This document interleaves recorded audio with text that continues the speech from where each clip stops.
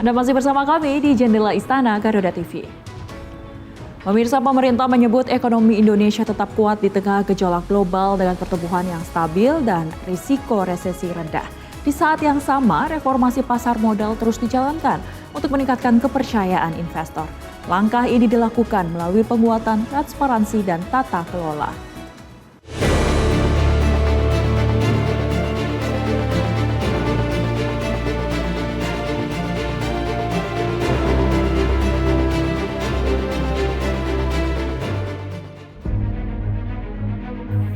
Kondisi ekonomi Indonesia menunjukkan ketahanan di tengah tekanan global.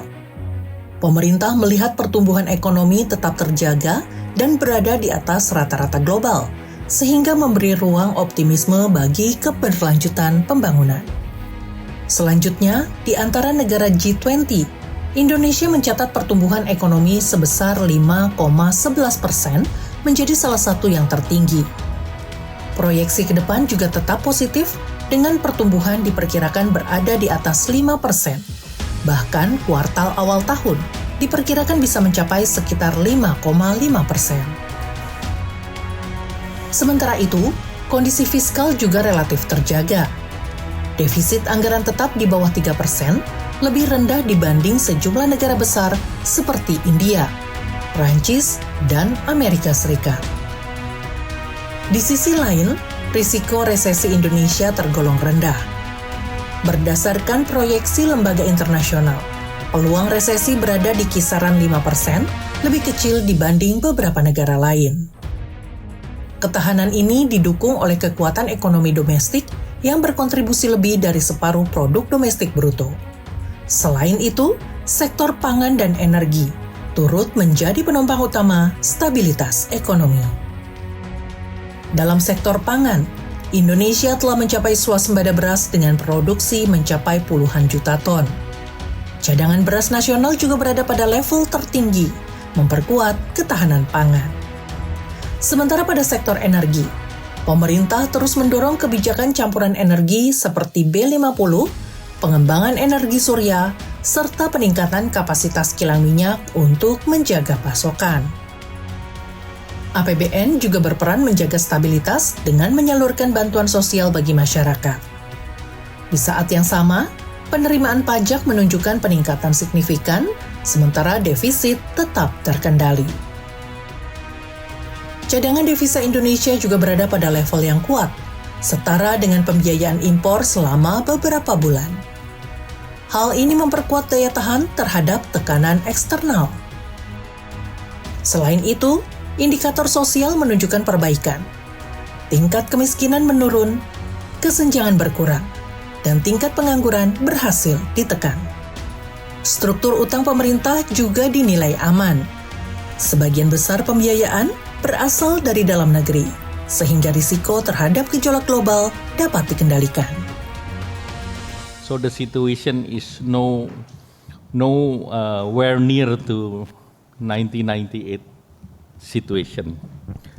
On the macroeconomic, I've said that the GDP growth is 5.11 and projection of this year is above 5.3%.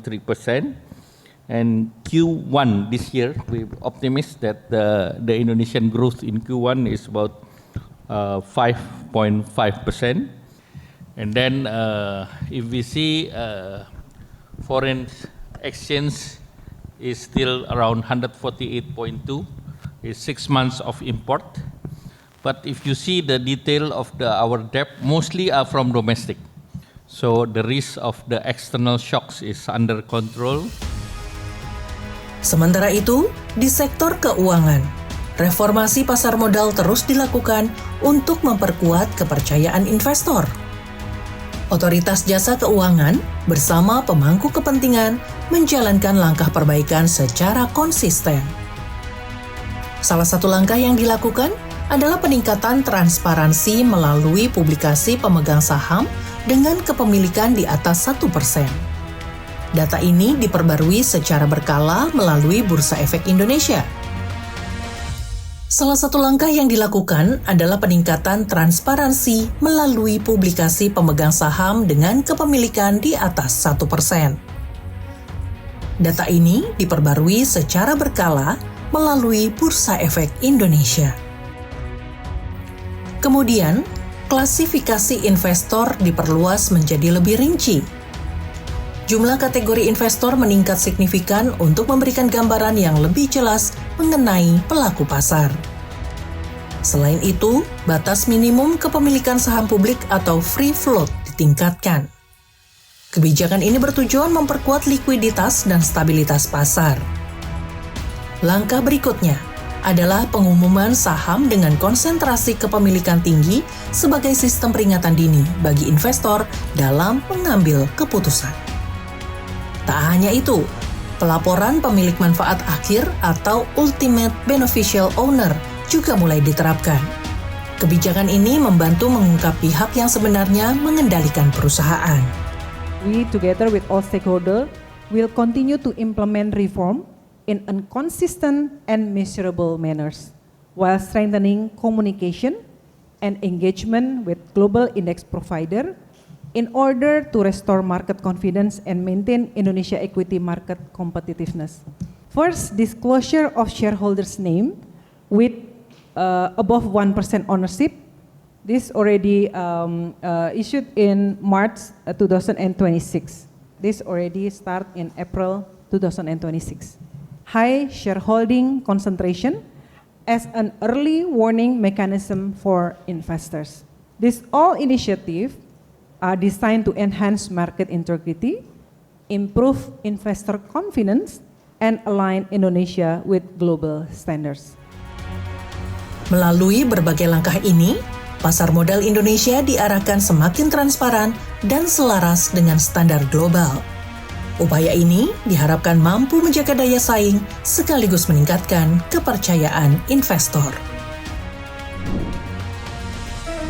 Pengawasan kinerja WFH diperkuat melalui sistem digital. Laporannya usai jeda tetap di Jendela Istana.